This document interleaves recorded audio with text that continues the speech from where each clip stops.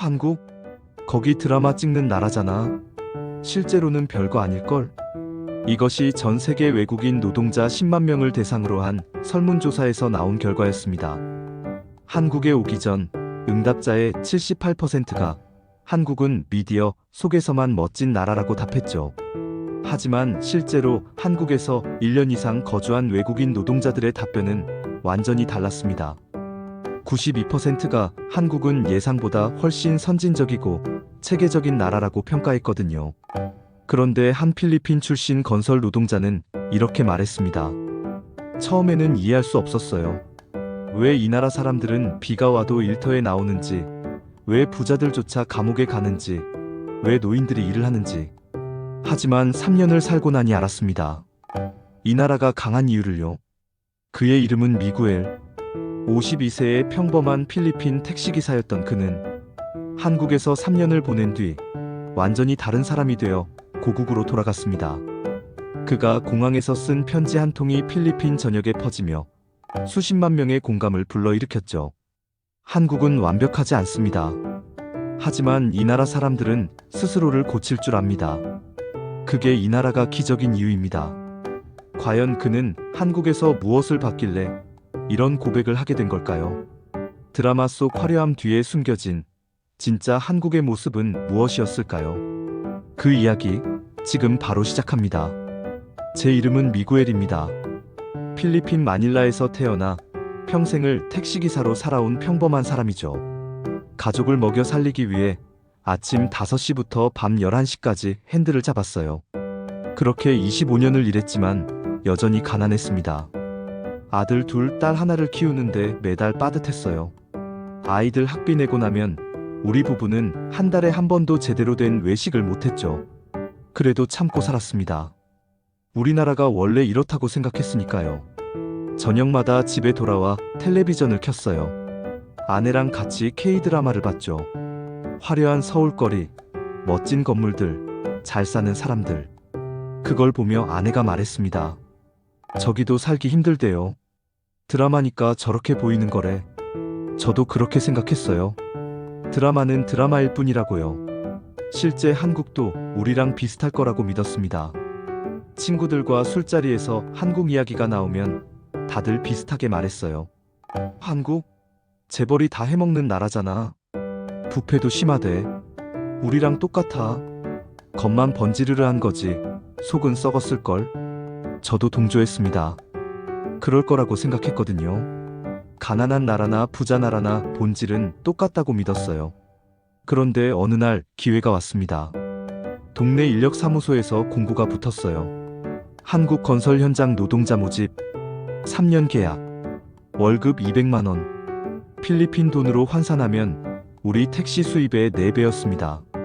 집에 돌아와 아내한테 말했어요. 한국 가볼까? 아내는 걱정스러운 표정이었습니다. 3년이나 떨어져 있어야 하잖아요. 외국 생활 힘들 텐데. 하지만 이 돈이면 애들 대학 보낼 수 있어.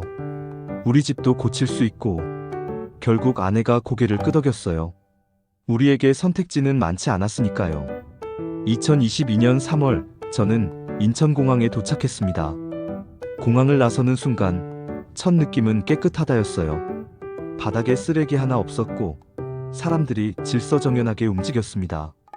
택시 정류장에도 줄이 길게 늘어서 있었는데 새치기 하는 사람이 한 명도 없었어요. 관광객들 앞이라 그런가? 그렇게 생각했습니다. 겉보기용이겠지 하고요. 회사에서 보낸 차를 타고 경기도 어느 도시로 갔어요. 건설 현장 근처 기숙사가 제 거처였죠. 방은 작았지만 깨끗했고 화장실도 괜찮았습니다. 필리핀에서 살던 집보다 나았어요. 다음 날 아침 5시 반 알람이 울렸습니다. 6시에 현장 집합이라고 했거든요. 서둘러 씻고 나갔는데 깜짝 놀랐어요. 이미 현장에 사람들이 모여 있었거든요. 한국인 현장 감독님이 장비를 점검하고 있었고 다른 노동자들도 벌써 작업복을 입고 대기 중이었습니다. 제 시계를 확인했어요. 5시 45분. 아직 15분이나 남았는데요.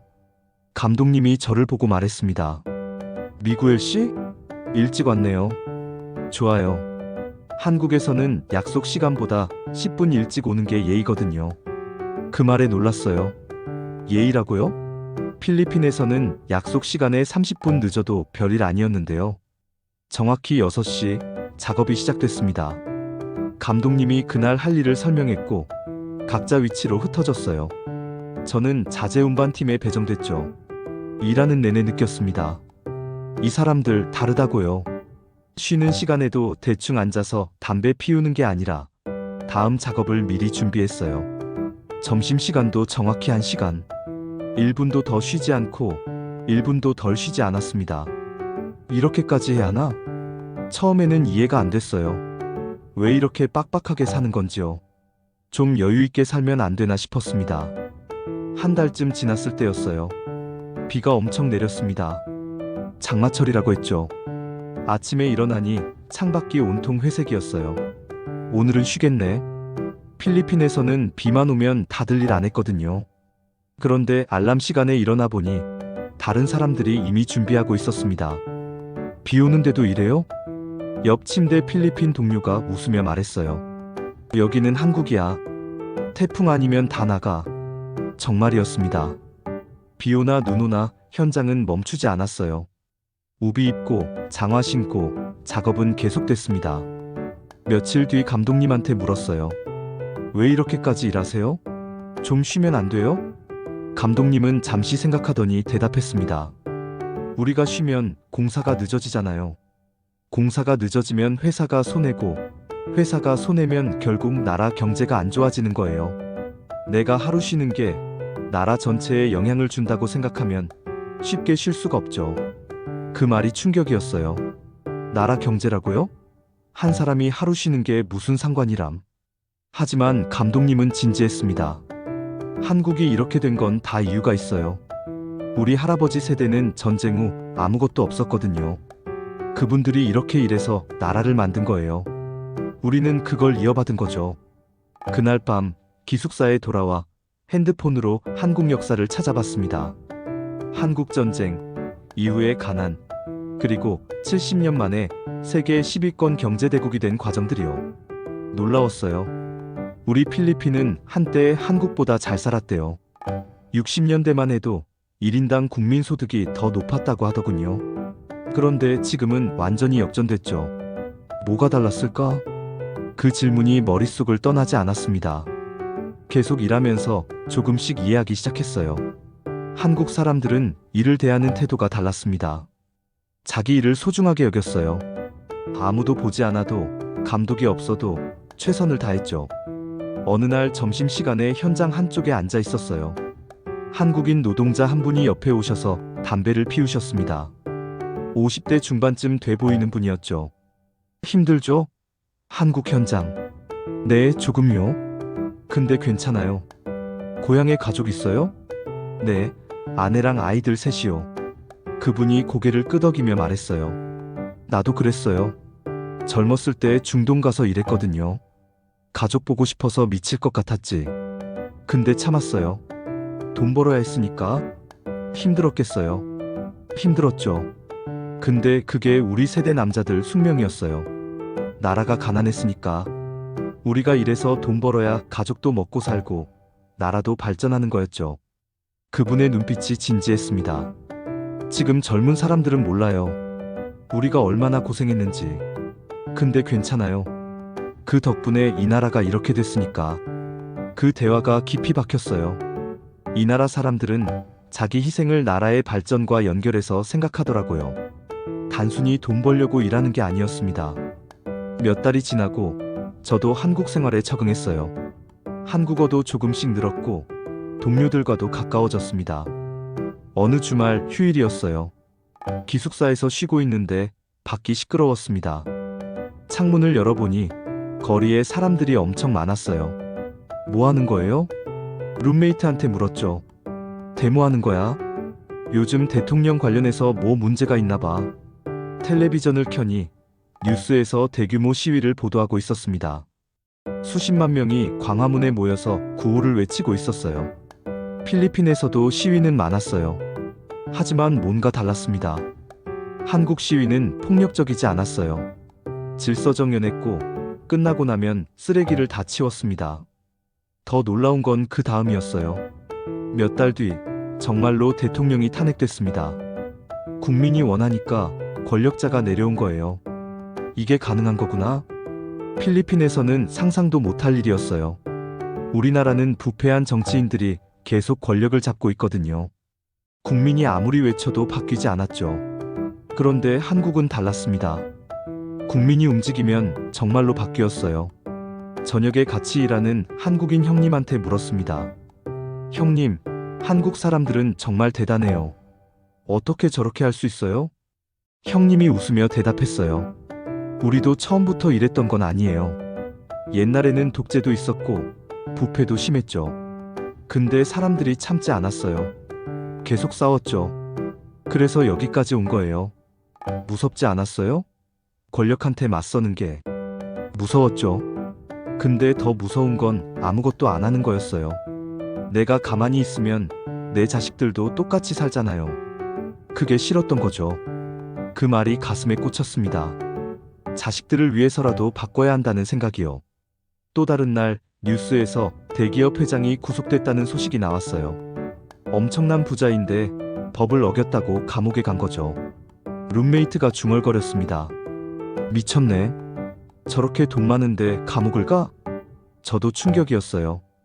필리핀에서는 부자들은 절대 감옥 안 가거든요. 돈으로 다 해결하니까요. 그런데 한국은 달랐습니다. 아무리 돈이 많아도 잘못하면 처벌받았어요. 법 앞에서 평등하다는 게 진짜였던 거죠. 며칠 뒤 점심시간에 그 이야기를 꺼냈어요. 한국은 부자들도 감옥 가네요. 신기해요. 한국인 동료가 말했습니다. 당연하죠. 법은 모두에게 똑같아야 하니까요. 돈 많다고 봐줬다간 이 나라 망해요. 우리나라는 안 그런데. 그래서 발전이 안 되는 거 아니에요? 부패를 방치하면 나라가 썩어요. 한국도 옛날에는 그랬어요. 근데 국민들이 가만히 안 있었죠. 또 그 이야기였습니다. 국민이 가만히 있지 않았다는 거요. 1년쯤 지났을 때 저는 서울에 갈 기회가 있었어요. 주말에 관광을 좀 하려고 전철을 탔죠. 전철역에서 놀란 게 노인분들이 일하고 계시더라고요. 청소하시고 안내하시고. 처음에는 안타까웠어요. 저렇게 나이 드셨는데 왜 일을 시키지? 그런데 한 할머니와 이야기를 나눌 기회가 있었습니다. 제가 어설픈 한국어로 물었어요. 할머니 힘드시죠? 할머니가 웃으며 대답하셨어요. 힘들긴. 근데 집에만 있으면 더 힘들어. 이렇게라도 움직여야 건강하지. 돈이 필요하세요? 돈도 필요하지. 근데 그것보다 내가 쓸모 있다는 느낌이 좋아. 나도 사회에 기여하고 있다는 거, 그게 중요해. 그 말에 깨달았어요. 이분들은 생계 때문이 아니라 자존심 때문에 일하시는 거였어요. 쓸모 있는 사람으로 남고 싶어서요. 필리핀에서는 노인들이 일하면 불쌍하다고 생각해요. 가족이 돌봐줘야 하는데 못 돌봐주는 거라고요. 근데 한국은 달랐습니다. 일할 수 있다는 게 자랑이었어요. 그날 밤 기숙사에 돌아와 아내한테 전화했어요. 여보, 한국 사람들 정말 대단해. 왜요? 무슨 일 있어요? 이 사람들은 늙어서도 일해. 근데 그게 슬픈 게 아니라 자랑스러운 거래. 일할 수 있다는 게. 아내가 한숨을 쉬었어요. 우리나라도 그랬으면 좋겠네요. 여기는 젊은 사람들도 일자리 없어서 난리인데. 맞는 말이었어요. 왜 우리는 안 될까요? 왜 한국은 됐는데 우리는 안 되는 걸까요? 2년차가 됐을 때 큰 사건이 있었습니다. 이태원에서 압사 사고가 난 거예요.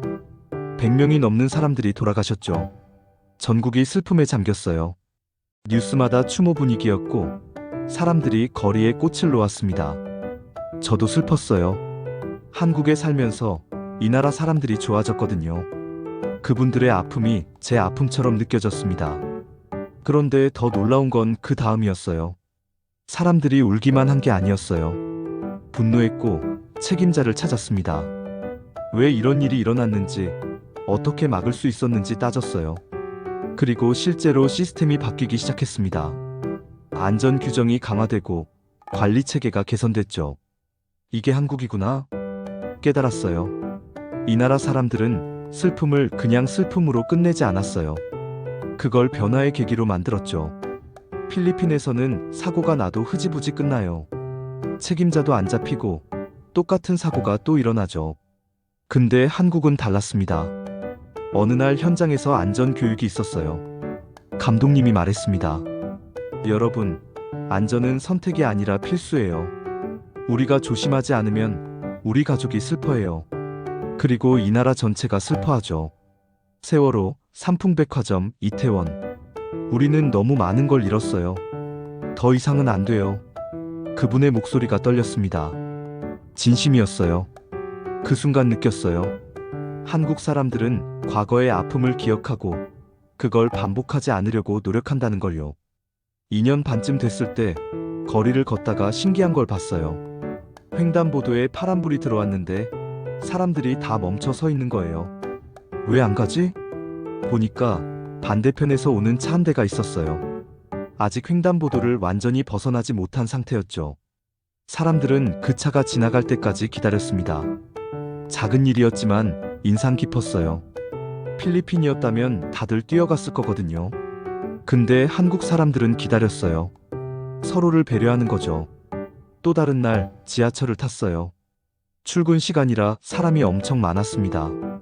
그런데도 다들 질서정연하게 줄을 섰어요. 새치기 하는 사람이 없었죠. 전철 안에서도 노약자석은 비어 있었어요. 젊은 사람들이 서 있어도 그 자리는 앉지 않았습니다. 왜 저렇게까지 하지? 처음에는 이해 안 됐어요. 그냥 앉으면 되는데요. 근데 시간이 지나니 알았습니다. 그게 약속이었던 거예요. 사회의 약속이요. 한국 사람들은 누가 보든 안 보든 규칙을 지켰어요. 그게 당연한 거라고 생각하더라고요. 어느 날 동료한테 물었습니다. 한국 사람들은 왜 이렇게 규칙을 잘 지켜요? 동료가 웃으며 말했어요. 우리가 규칙 안 지키면 사회가 엉망이 되잖아요.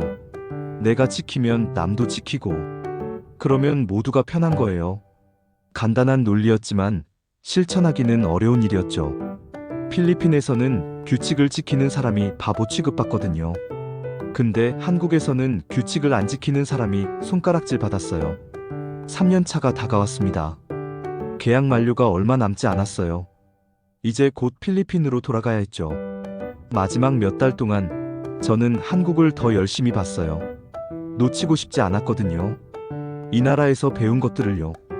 주말마다 여기저기 돌아다녔습니다. 서울, 부산, 경주. 한국의 여러 도시를 봤어요. 어디를 가든 느낀 건 이 나라는 정말 열심히 산다는 거였어요. 새벽부터 문 여는 식당, 밤늦게까지 공부하는 학생들, 휴일에도 일하는 사람들. 모두가 무언가를 위해 달리고 있었습니다. 이 사람들은 뭘 위해 이렇게 사는 걸까? 어느 날 한국인 친구한테 물었어요.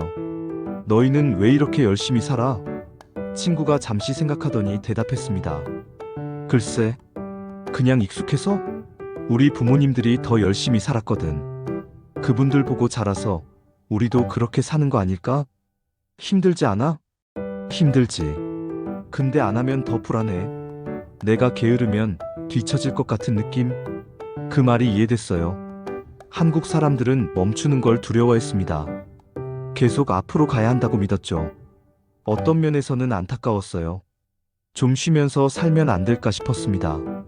하지만 다른 면에서는 존경스러웠어요. 그 열정이 이 나라를 만든 거니까요. 마지막 주가 왔습니다. 작별 인사를 해야 할 시간이었어요. 현장 사람들이 작은 송별회를 열어줬어요. 고기 구워 먹고 소주 마시면서 이야기 나눴죠. 감독님이 제 어깨를 두드리며 말했습니다. 미구엘 씨, 3년 동안 고생 많았어요. 성실하게 일해줘서 고마워요. 아니에요, 제가 더 배웠어요. 뭘 배웠는데요? 저는 진심을 담아 대답했어요. 일하는 법을 배웠어요. 그리고 나라를 사랑하는 법도요. 감독님이 잠시 멈칫하더니 웃으며 말했어요. 나라를 사랑한다. 좋은 표현이네요. 우리는 그냥 당연하게 생각했는데 외국인 눈에는 그렇게 보였구나. 네, 한국 사람들은 자기 나라를 진짜 사랑해요. 말로만이 아니라 행동으로요. 다른 동료들도 고개를 끄덕였습니다. 한 형님이 말했어요. 미구엘, 필리핀 돌아가서도 한국에서 배운 거 잊지 마요. 당신이 바꾸면 당신 주변도 바뀔 거예요. 가슴이 뭉클했습니다. 이 사람들이 진심으로 제 미래를 걱정해주고 있다는 게 느껴졌거든요. 출국 전날 밤, 저는 기숙사에 앉아 노트북을 켰어요. 그리고 편지를 쓰기 시작했습니다. 누구한테 보내는 편지는 아니었어요. 그냥 제 마음을 정리하고 싶었거든요. 한국에게. 제목을 그렇게 붙이고 천천히 타이핑했습니다. 3년 전 나는 당신을 몰랐습니다. 드라마 속 화려한 나라, K-팝의 나라, 그 정도로만 알았죠. 실제로는 별거 아닐 거라고, 겉만 멋있을 거라고 생각했어요. 하지만 틀렸습니다. 당신은 제 상상보다 훨씬 대단한 나라였어요. 당신의 사람들은 비가 오나 눈이 오나 일터에 나왔습니다. 약속 시간을 지켰고 규칙을 따랐어요. 누가 보든 안 보든 최선을 다했죠. 당신의 국민들은 부패를 참지 않았습니다. 권력자가 잘못하면 거리로 나가 외쳤어요. 그리고 실제로 바꿔냈죠. 대통령도 재벌도 법 앞에서는 평등했습니다. 당신의 노인들은 일할 수 있다는 걸 자랑스러워했어요.